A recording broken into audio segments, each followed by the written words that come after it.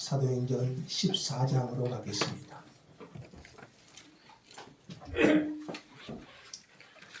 자, 14장 1절로 28절 말씀, 말씀을 생각하시면서 같이 한번 교독하겠습니다. 이에 이고니온에서 두 사도가 함께 유대인의 회당에 들어가 말하니 유대와 헬라의 허다한 무리가 믿더라. 그러나 순종하지 아니하는 유대인들이 이방인들의 마음을 선동하여 형제들에게 악감을 품게 하거늘 두 사도가 오래 있어 주를 힘입어 담대히 말하니 주께서 그들의 손으로 표적과 기사를 행하게 하여 주사 자기 은혜의 말씀을 증언하시니 그 시대에 무리가 나뉘어 유대인을 따르는 자도 있고 두 사도를 따르는 자도 있는지라. 이방인과 유대인과 그 관리들이 두 사도를 모욕하며 돌로 치려고 달려드니 그들이 알고 도망하여 루가오니아의 두 성 루스드라와 더베와 그 근방으로 가서 거기서 복음을 전하니라. 루스드라에 발을 쓰지 못하는 한 사람이 앉아 있는데 나면서 걷지 못하게 되어 걸어본 적이 없는지라. 바울이 말하는 것을 듣거늘 바울이 주목하여 구원받을 만한 믿음이 그에게 있는 것을 보고 내 발로 바로 일어서라니 그 사람이 일어나 걷는지라. 무리가 바울이 한 일을 보고 루가오니아 방언으로 소리질러 이르되 신들이 사람의 형상으로 우리 가운데 내려오셨다 하여 바나바는 제우스라 하고 바울은 그쪽에 나가는 자이므로 헤르메스라 하더라. 시외 제우스 신당의 제사장이 소와 화환들을 가지고 대문 앞에 와서 무리와 함께 제사하고자 하니 두 사도 바나바와 바울이 듣고 옷을 찢고 무리 가운데 뛰어들어서 소리질러 이르되 여러분이여 어찌하여 이러한 일을 하느냐. 우리도 여러분과 같은 성정을 가진 사람이라. 여러분에게 복음을 전하는 것은 이런 헛된 일을 버리고 천지와 바다와 그 가운데 만물을 지으시고 살아계신 하나님께로 돌아오게 함이라. 하나님이 지나간 세대에는 모든 민족으로 자기들의 길들을 가게 방임하셨으나 그러나 자기를 증언하지 아니하신 것이 아니니 곧 여러분에게 하늘로부터 비를 내리시며 결실비를 주시는 선한 일을 하사 음식과 기쁨으로 여러분의 마음에 만족하게 하셨느니라 하고 이렇게 말하여 겨우 우리를 말려 자기들에게 제사를 못하게 하니라. 유대인들이 안디옥과 이고니온에서 와서 무리를 충동하니 그들이 돌로 바울을 쳐서 죽은 줄로 알고 시외로 끌어내치니라.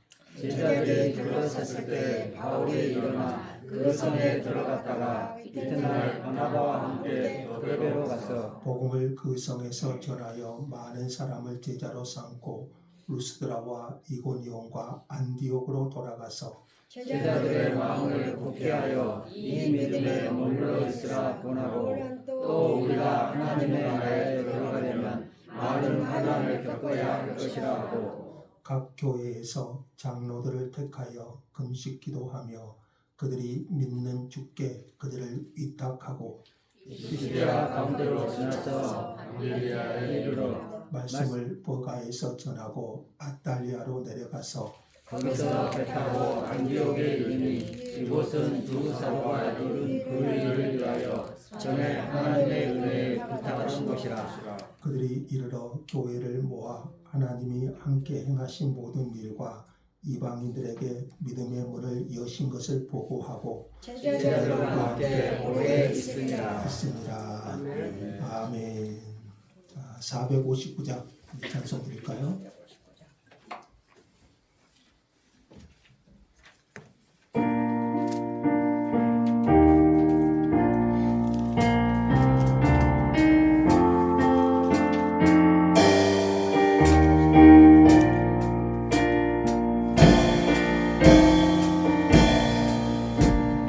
누가 주를 따라 섬기려는가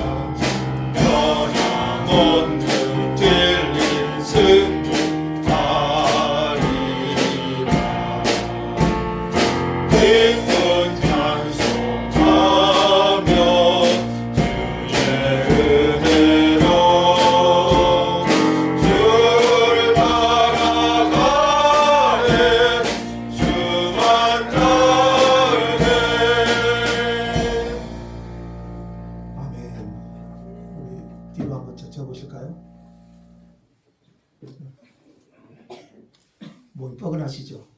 앞으로 옆으로 한번 해보시고 스트레칭 한번 해보십시오. 뒤로도 한번 넘기시고.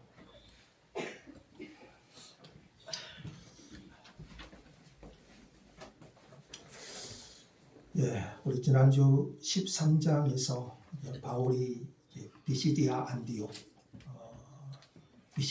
안디옥에서 복음을 전했던 기록을 살펴보았습니다. 이때 이방인들이 복음을 듣고 기뻐했고 복음이 그 지방에 두루 퍼지는 그런 결과를 경험하게 되었지만 유대인들이 선동하여 바울 일행을 박해하게 되자 오늘 바울은 이고니온, 오늘 본문에 나오죠. 이제 14장 이고니온으로 향할 수밖에 없게 되었습니다. 자, 여러분 주보 한번 보시면 그 지도가 한번 나와 있을 겁니다. 지도 앞에가 잘 안 보이니까요. 그 바울의 1차 전도 여행인데 지도가 나와 있습니다. 자, 오른쪽 그 제일 끝부분에 보시면 바울과 바나바가 파송된 안디옥이 나오죠. 여기 안디옥은 수리아 안디옥이라고 합니다. 바울과 바나바를 안수하여 파송한 곳, 여기서 출발을 했고요. 거기서 출발하여 그 실루기아라는 곳에서 배를 타고 어디로 갔습니까? 구브로, 오늘날 키프로스 공화국입니다. 지중해 섬 구브로로 갔고요. 거기 살라미에서 바보로 갔고 바보에서 총독 서기오 바울이 회심하는 일이 일어났죠. 자, 거기 바보에서 배를 타고 어디로 갔습니까? 버가라는 곳으로 갑니다. 버가. 이제 버가에 가서 이제 안디옥이라는 곳으로 지난 시간 13장에 이 안디옥은 비시디아 안디옥입니다. 파송된 안디옥은 수리아 안디옥이라고 그러고 여기 버가에서 안디옥, 여기 안디옥은 비시디아 안디옥 이렇게 말합니다. 여기서 사도 바울이 회당에서 구약에 기초한 유명한 설교를 하죠. 예수님이 구약에 예언된 메시아시다. 자, 그랬을 때 많은 이방인과 유대인들이 예수를 믿게 되었지만 반면 복음을 반대하는 사람들이 바울 일행을 박해하자 바울이 이제 어디로 갑니까? 이고니온이라는 곳으로 갑니다. 지도에 나오죠. 오늘 본문에 나옵니다. 이고니온 이쪽으로 갑니다. 자, 그래서 14장은 이고니온 사역으로 시작합니다. 이고니온은 비시디아 안디옥에서 약 130km 거리입니다. 130km. 130km 거리고 오늘날 터키, 트리키에라고 그러죠. 터키에서 네 번째로 큰 도시 코냐입니다. 코냐. 터키에서 네 번째로 큰 도시. 자, 몇 개의 주요 도로가 만나는 요충지였습니다. 비시디아 안디옥에서 이고니온까지 당시 도보로 갔다면 일주일 정도 걸리는 거리였습니다. 그래서 바울 일행은 비시디아 안디옥의 박해를 피해서 이고니온이라는 곳으로 갔습니다. 자, 이고니온에 도착한 바울과 바나바는 평소처럼 유대인의 회당을 찾아가서 복음을 전했습니다. 비시디아 안디옥에서처럼 이곳에서도 바울은 예수님이 구약 성경에 예언된 메시아임을 전했을 것입니다. 자, 그 결과 어떤 일이 일어납니까? 14장 1절 후반부 보시면 유대와 헬라의 허다한 무리가 믿더라. 예수를 믿게 되었습니다. 여기서도 놀라운 성령의 역사가 일어났습니다. 고린도전서에 의하면 바울이 이때 사람의 지혜로 말하지 않고 다만 성령의 능력을 덧입어서 복음을 전했다고 기록합니다. 그 결과 말씀을 듣는 많은 사람들이 예수를 믿게 되었습니다. 하지만 언제나 그렇듯이 믿기를 거부하는 2절에 순종하지 아니한 유대인들도 있었습니다. 이들은 이방인들의 마음을 선동하여 두 사도와 새로 믿은 형제들에게 악감을 품게 했습니다. 악감을 품게 했다는 말은 누군가에 대하여 나쁘게 생각하도록 마음을 오염시킨다. 그런 의미가 있습니다. 자, 여러분 이것은 광야교회에서도 민수기 배웠죠? 광야교회에서도 모세를 향하여 불평하고 원망하는 자들을 통하여 수없이 반복되었고 오늘날 현실 교회에서도 반복되는 일입니다. 자, 이런 적대적 감정들이 일어나고 있음에도 불구하고 두 사도는 3절에 보니까요. 두 사도는 상당한 기간을 머물면서 주를 힘입어 담대히 복음을 전했습니다. 어디서 그랬다는 거죠? 이고니온에서. 자, 3절 말씀 같이 한번 읽죠. 3절 다 같이요. 두 사도가 오래 있어 주를 힘입어 담대히 말하니 주께서 그들의 손으로 표적과 기사를 행하게 하여 주사 자기 은혜의 말씀을 증언하시니. 주께서 주를 힘입어 담대히 말하니 주께서 그들의 손으로 이렇게 말했죠. 여러분 이 일을 주도하시는 분이 주님 자신이셨습니다. 주께서 바울과 바나바의 손으로 표적과 기사를 행하게 하심으로 자기 은혜의 말씀을 친히 증언하신 것입니다. 이것을 알았기에 바울과 바나바는 적대적 상황에서도 상당 기간 주를 힘입어서 담대히 하나님의 말씀을 증거할 수 있었습니다. 표적과 기사는 여러분 그 자체가 목적이 아니에요. 표적과 기사는 하나님께서 자신의 말씀을 확증하시는 도구. 왜 하나님이 표적과 기사를 바울과 바나바의 손에 허락하셨나요? 표적 자체가 아니라 그 표적과 기사를 통해서 하나님께서 자신의 말씀을 확증하시는 도구로 사용하신 것입니다. 복음이 전해진 결과 분열이 일어납니다. 두 사도를 따르는 자들과 두 사도를 대적하는 유대인을 따르는 자들로 분열된 겁니다. 이것이 복음이 가지는 본래적 성격이에요. 복음이 전파되면 여러분 어떻습니까? 복음이 전파되면 예외 없이 복음을 믿는 자들과 복음을 거부하는 자들로 분열이 일어납니다. 4절을 보시면 4절 후반부 보시면 두 사도 누구죠? 바울과 바나바 두 사도라고 말했는데 여러분 이들은 사도가 아니죠. 12사도가 아니죠. 이 두 사람은 사도에 포함되지는 않죠. 원래 사도는 12사도를 의미합니다. 그런데 여기서 두 사도라 말한 것은 바울과 바나바가 12사도에 포함되는 인물이 아니지만 안디옥 교회의 사도라는 뜻이 뭐예요? 보냄을 받은 자. 그런 뜻이 있잖아요. 보냄을 받은 자. 안디옥 교회의 보냄을 받은 자라는 넓은 의미에서 사도라는 용어를 사용한 것입니다. 그 점에서 저와 여러분도 하나님의 보내심을 받은 사도인 줄 믿습니다. 자, 결국 복음을 거부하는 이방인과 유대인 그리고 관리들까지 합세해서 두 사도를 모욕하고 돌로 치려고 달려들었습니다. 이 소식을 알게 된 두 사람은 급히 그 지역을 벗어나서 어디로 갑니까?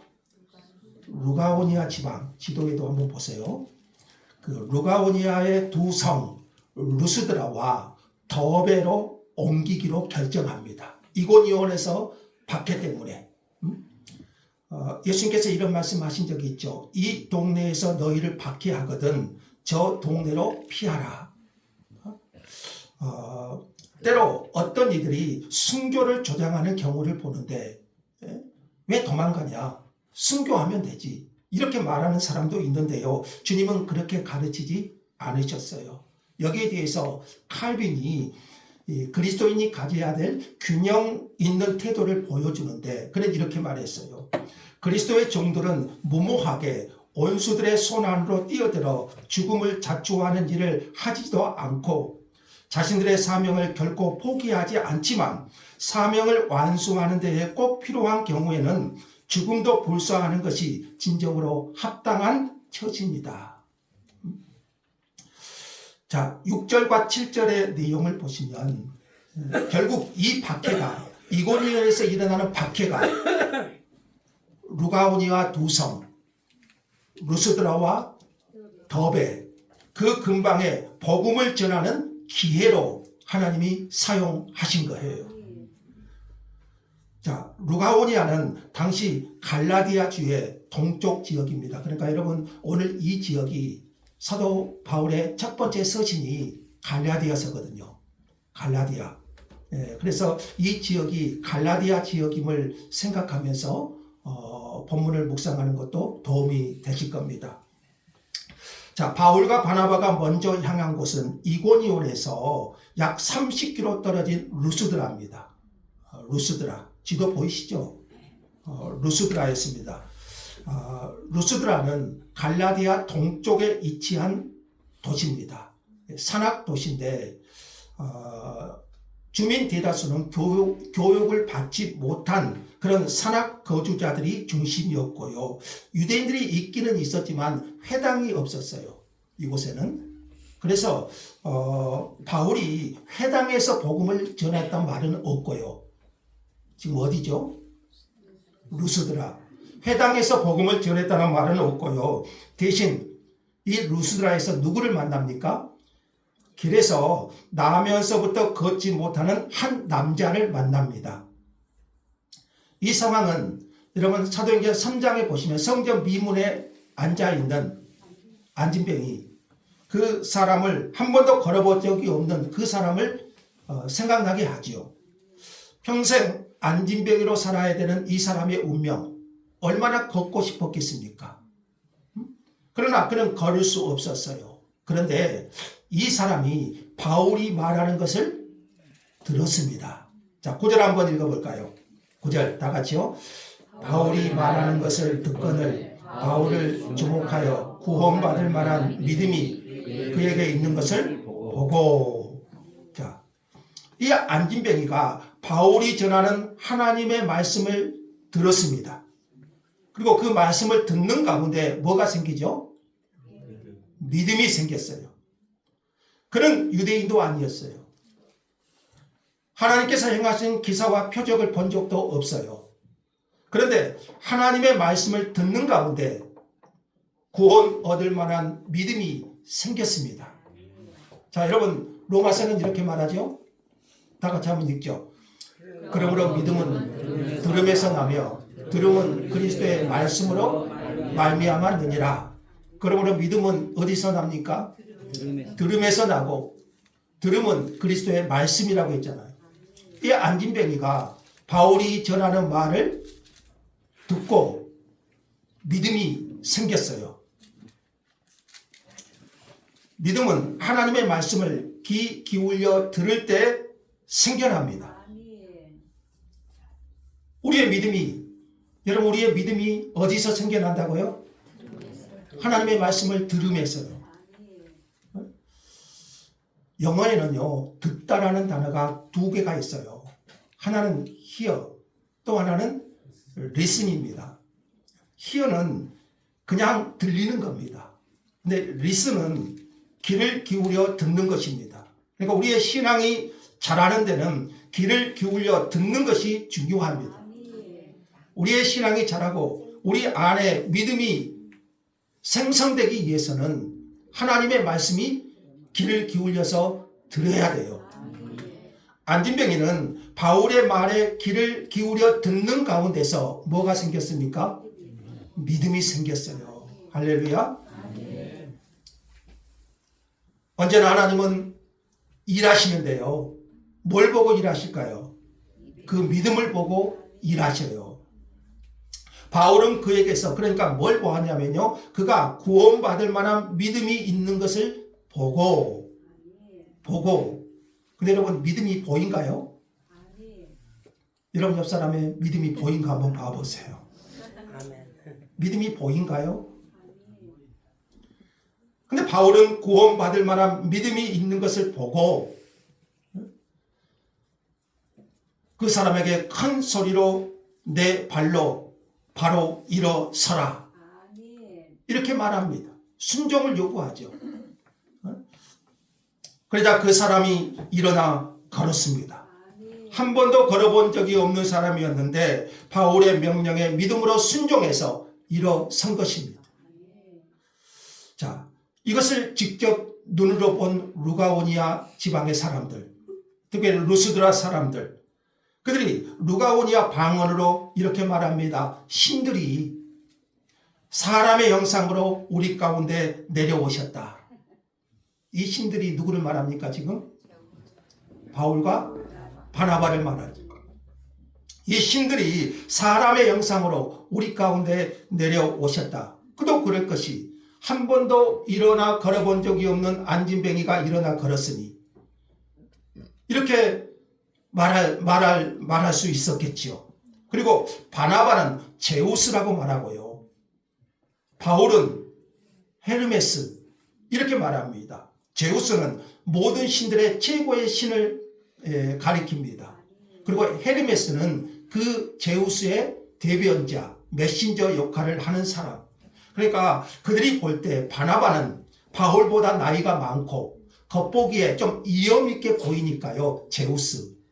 그리고 주로 말을 한 사람은 누구였나요? 바울이었잖아요. 그러니까 제우스의 대변자 헤르메스, 바울에게는 헤르메스 이렇게 여긴 것 같습니다. 뿐만 아니라 시 외곽에 있는 제우스 신전의 제사장들이 소와 화환을 가지고 와서 바울과 바나바에게 제사를 드리려고까지 합니다. 이때 두 사도의 반응을 한번 보십시오. 두 사도가 어떻게 합니까? 옷을 찢고 무리 가운데 뛰어 들어가서 크게 소리를 질렀습니다. 핵심은 이거죠. 우리는 사람이지 신이 아니다.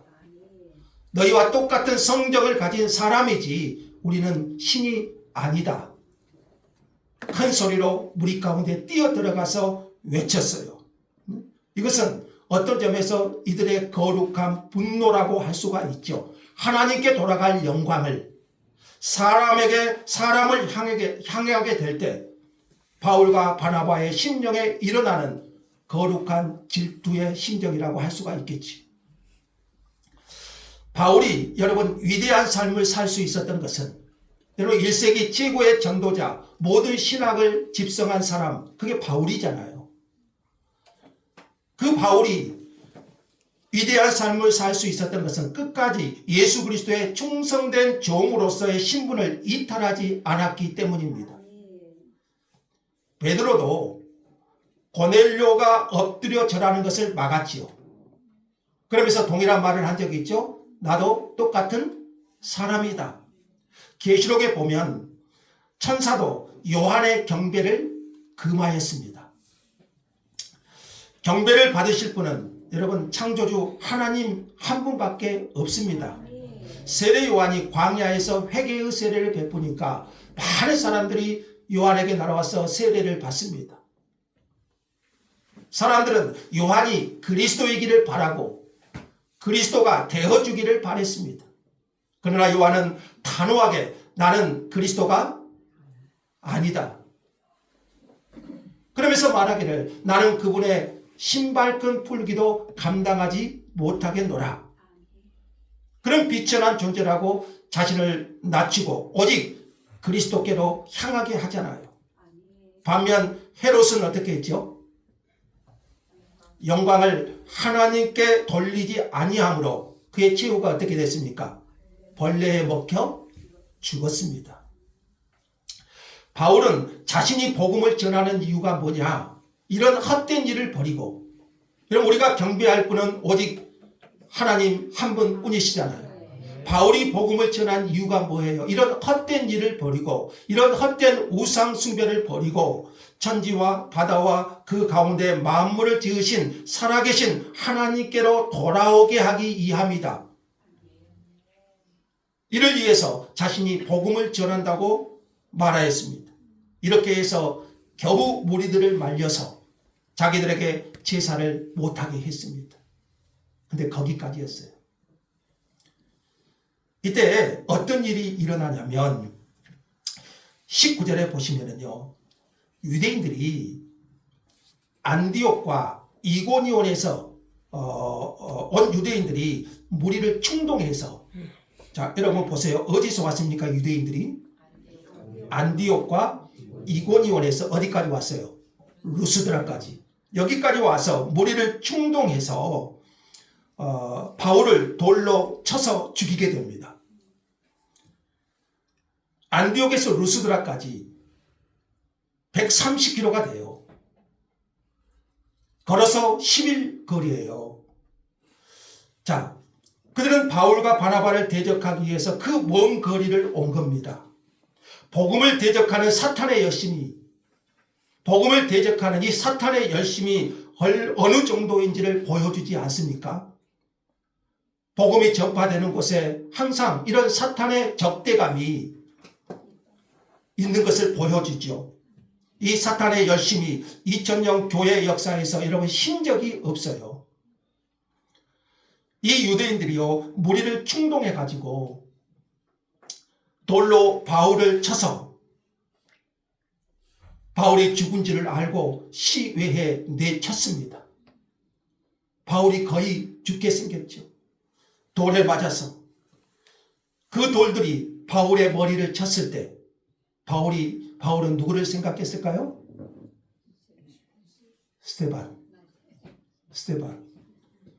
스테반이 돌로 쳐서 순교를 당하는데 그 장본인이 누구였죠?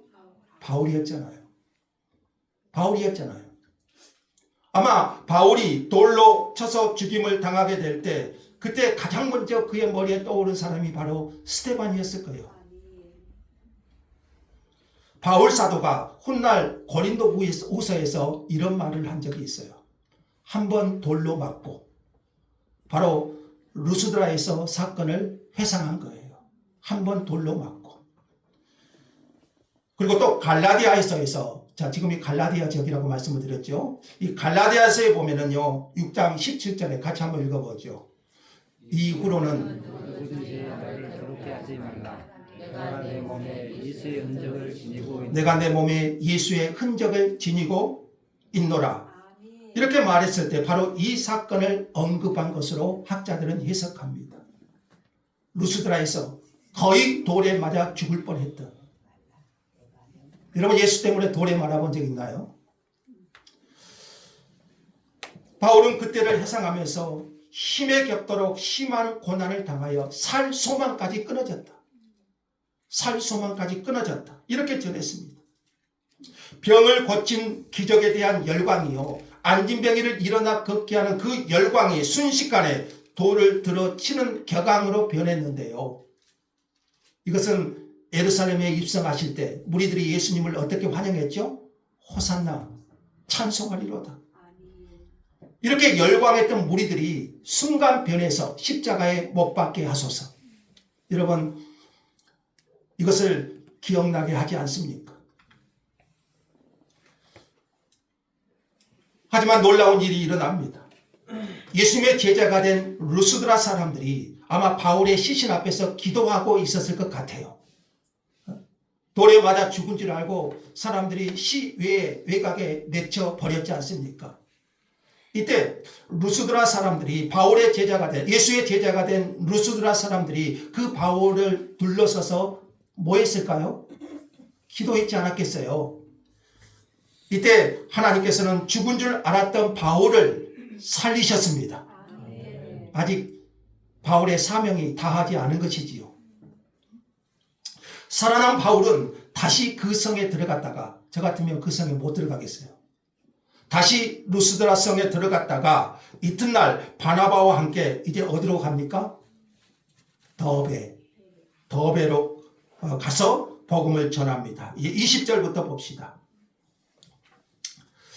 자, 더베는 루스드라에서 남동쪽으로 90km 정도 떨어진 도시입니다.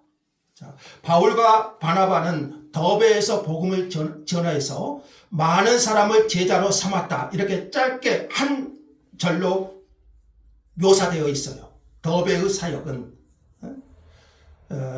그러나 바울과 바나바가 많은 신자들을 결심하기까지 상당 기간 더베에 머물러 복음을 전한 것 같습니다.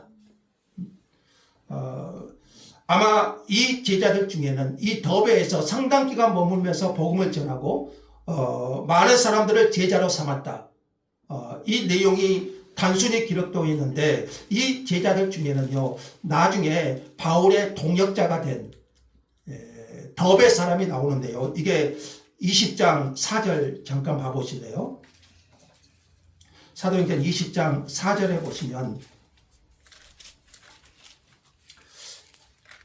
바울의 제자 중에 나중에 바울의 동역자가 된 사람이 한 사람 있는데 더베 사람 누가 나오죠? 가이오가 나와요. 더베 사람 가이오. 사도행전 20장 4절 후반부예요. 아마 이때 세운 제자가 아니었는가 우리는 그렇게 생각할 수 있지요. 자, 그리고 나서 이제 바울과 바나바는 기환을 시작합니다. 이게 지금 1차 바울의 전도 여행이라고 했죠. 귀환을 시작합니다. 자, 지도 한번 다시 보시면은요, 우리 지도 다시 한번 보세요. 지도에도 있습니다. 자, 여러분 더베에서 오른쪽으로 좀 가면 뭐가 나옵니까? 다소가 어디죠? 바울의 고향이에요. 고향 가고 싶겠어요? 안 가고 싶겠어요? 더베에서 동쪽으로 조금만 더 가면 바울의 고향 다소가 나오고요. 자, 다소에서 또 다시 가면 파송받았던 교회 수리아 안디옥이 나오잖아요. 자, 이렇게 가면 쉽게 귀환할 수 있죠. 1차 선교여행을 끝내고 쉽게 안디옥까지 도착할 수 있습니다. 그런데 바울은 그렇게 하지 않습니다. 그들은 더베에서 다시 루스드라, 이고니온 그리고 안디옥까지 비시디아 안디옥까지 되돌아가는 그 길을 선택해서 다시 보세요. 더베, 루스드라, 이고니온, 안디옥 그리고 버가로 내려가서 거기서 배 타고 안디옥으로 가요. 그들은 자신들이 복음을 전하고 걸어온 여정을 거의 역순으로 방문해서 지나는 먼 여정을 선택합니다. 왜 그랬을까요? 고생한 걸 생각하면 여러분 루스드라에서는 정말 돌에 맞아 죽을 뻔했잖아요. 그리고 이고니온에서도 유대인들의 적대적인 유대인들이 많았고요. 가는 곳마다 그런 곳이 있었죠. 예, 돌에 맞아 죽을 루스드라. 예. 고생한 걸 생각하면 두 번 다시 쳐다보기도 싫은 지역이었을 것 같아요. 근데 바울과 바나바는요 그렇게 하지 않았어요. 이제 막 주님을 믿고 제자된 사람들 그리고 교회가 있겠잖아요. 자, 이 어린 교회들을 그리고 아직 믿음이 약한 성도들을 돌보아야 한다고 느꼈을 거예요. 자, 그래서 바울은 이 지역을 다시 돌면서 제자들을 권합니다. 자, 그 말씀이 22절은 좀 기억했으면 좋겠습니다. 다 같이 한번 읽어보죠. 22절 시작. 제자들이 마음을 굳게 하여 이 믿음에 머물러 있으라 권하고 또 우리가 하나님의 나라에 들어가려면 많은 환난을 겪어야 할 것이라 하고. 예, 제자들의 마음을 굳게 하여. 그러니까 역순으로 가는 목적이 분명하죠. 제자들과 교회를 굳건히 세우기 위함이잖아요. 제자들의 마음을 굳게 하여 이 믿음에 머물러 있으라 하고 또 우리가 하나님 나라에 들어가려면 많은 환난을 겪어야 할 것이라. 자, 바울은 제자들의 마음을 굳게 하여 이 믿음에 머물러 있으라. 따라해 봅시다. 이 믿음에 머물러 있으라. 이 믿음에 머물러 있으라. 이들은 방금 예수를 믿게 된 초신자들이라고 할 수가 있고요. 믿음의 뿌리가 아직 깊지가 않아요. 그러면 환난이나 핍박이 오면 여러분 우리가 지금 예수 믿는 것은 이런 핍박이 없지요. 그러나 당시 예수를 믿는 것은 당연히 핍박과 환난이 따르는 일이었어요. 자, 이런 핍박과 환난이 오면 얼마든지 옛 생활로 되돌아가 버릴 수가 있어요. 그래서 바울은 그들에게 말해요. 마음을 굳게 해서, 마음을 어떻게 했어요? 굳게 해서 이 믿음에 머물러 있으라. 머물러 있다는 것은 곁길로 가지 않고 계속해서 같은 길을 가라. 계속해서 같은 길을 가라. 이런 뜻이에요. 예수님께서도 제자들에게 이렇게 말씀하신 적이 있어요. 나는 포도나무요, 너희는 가지라. 그가 내 안에, 내가 그 안에 거하면 사람의 열매를 많이 맺나니 나를 떠나서는 너희가 아무것도 할 수 없음이라. 여러분, 신앙의 뿌리가 내리고 열매를 맺으려면 마음을 굳게 하여 이 믿음에 머물러 있어야 돼요. 조금 어렵다고 곁길로 가고, 조금 환난이 있고 예수 믿는 것이 좀 힘들다고 곁길로 빠지면 여러분, 우리는 신앙의 열매를 맺을 수가 없어요. 또 바울이 권면한 것은요, 우리가 하나님 나라에 들어가려면 많은 환난을 겪어야 할 것이라. 하나님 나라에 들어가려면 어떻게 한다고요? 환난도 겪어야 될 것이다. 환난도 겪어야 될 것이다. 여러분, 예수를 믿으면 좋은 일들도 많이 일어나지만 예수님 때문에 고난 당할 수 있음도 알아야 돼요. 예수 믿고 복 받는 것만 중요한 것이 아니고요, 예수 믿는 것 때문에 환난도 있음을 우리는 알아야 됩니다. 바울은 그러니까 인간적인 말로 이루어가지 않아요. 하나님 나라에 대한 소망을 심어주고 고난을 적극적으로 감당할 것을 권했습니다. 자, 그리고 두 사도는 뭐 합니까? 23절에 보시면은요, 두 사도는 각 교회에 장로들을 택하여 세웁니다. 장로들을 택하여 세웠습니다. 교회를 떠나기 전에 이제 이들에게 맡겨야 되잖아요. 리더십을 세우는 것은 중요하잖아요. 각 교회 장로들을 세우고, 아마 이고니온, 루스드라, 더베 이런 지역에 장로들을 세운 뒤에 바울과 바나바는, 자, 다시 23절 후반부 보세요. 바나바는 세워진 장로들에게 교회를 맡긴 것이 아니고 그들이 믿는 주께 교회를 맡겼습니다. 누구에게 맡긴 거죠? 그들이 믿는 주님께요. 교회는 탁월한 리더가 아니라 교회의 머리이신 주님이 책임지신다는 것을 알았기 때문에, 자, 이것은 오늘 우리 교회에 얼마나 큰 위로인지 모릅니다. 교회는 주님이 머리가 되시고 주님이 책임지신다.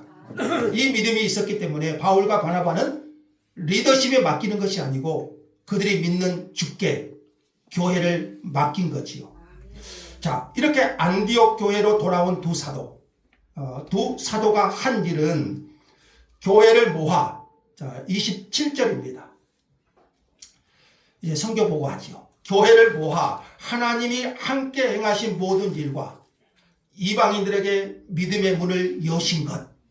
자, 두 가지입니다. 하나님이 함께 행하신 모든 일, 또 하나 이방인들에게 믿음의 문을 여신 것.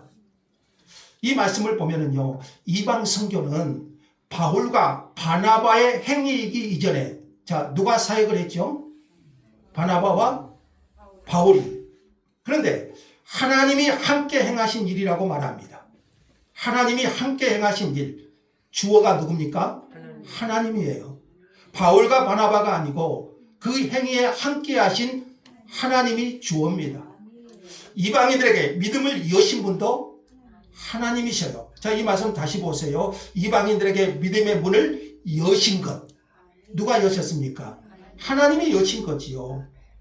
복음이 선포될 때요, 여러분, 하나님의 나라가 열리는 것은 사실이지만 하나님께서 손을 이끌어주지 않으시면 하나님께로 나아올 수 없는 거잖아요. 자, 두 사도는 구브로와 비시디아, 안디옥, 이고니온, 루스드라, 더베에서 복음을 전한 일, 주님을 믿고 제자가 되기로 결정한 사람들, 그리고 반면에 대적하는 유대인들, 그리고 특별히 루스드라에서는 돌에 맞아 죽을 뻔했던 일들, 이런 것들을 보고했을 겁니다.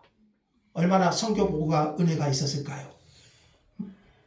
자, 1차 전도 여행에서 중요한 것은 하나님께서 이방인들에게 믿음의 문을 여셨다는 겁니다.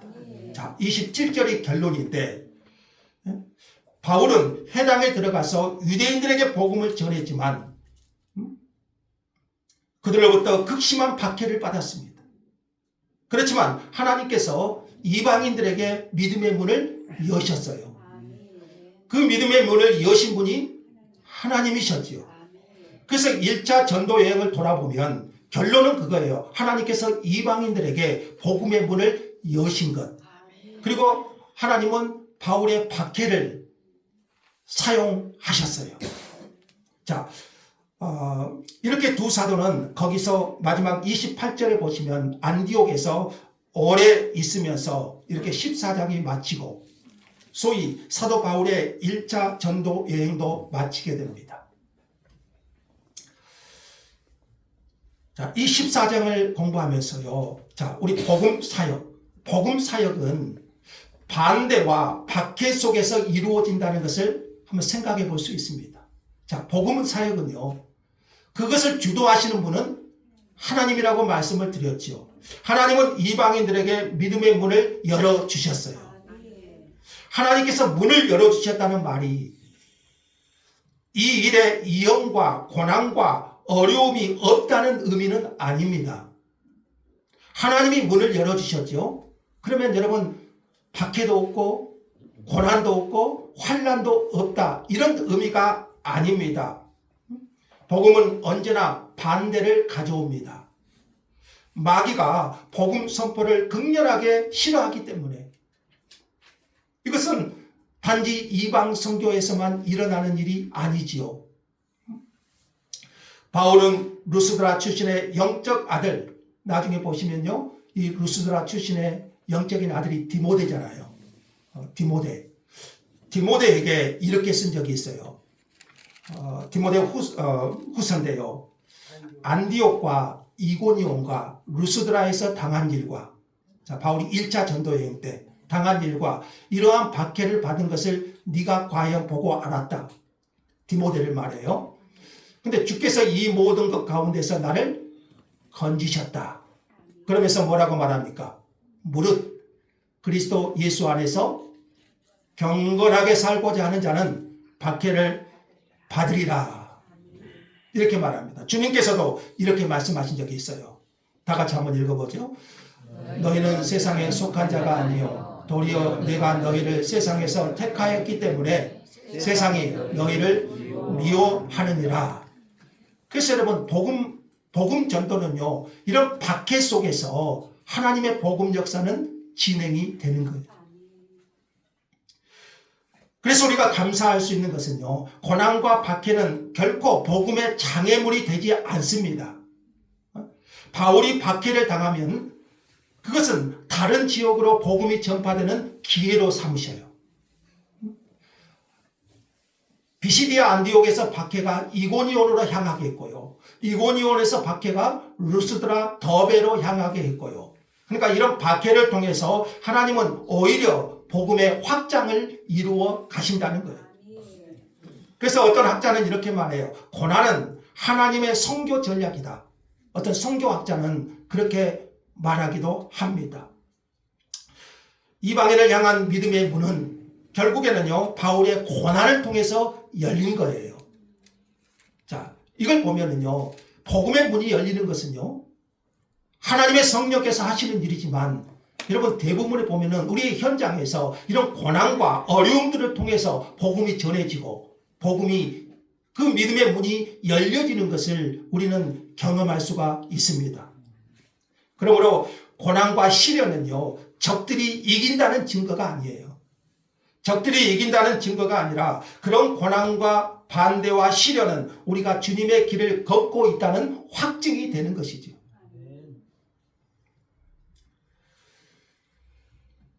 자, 신자의 삶에도 마찬가지입니다. 신자의 삶에도 환난이 약속되어 있어요.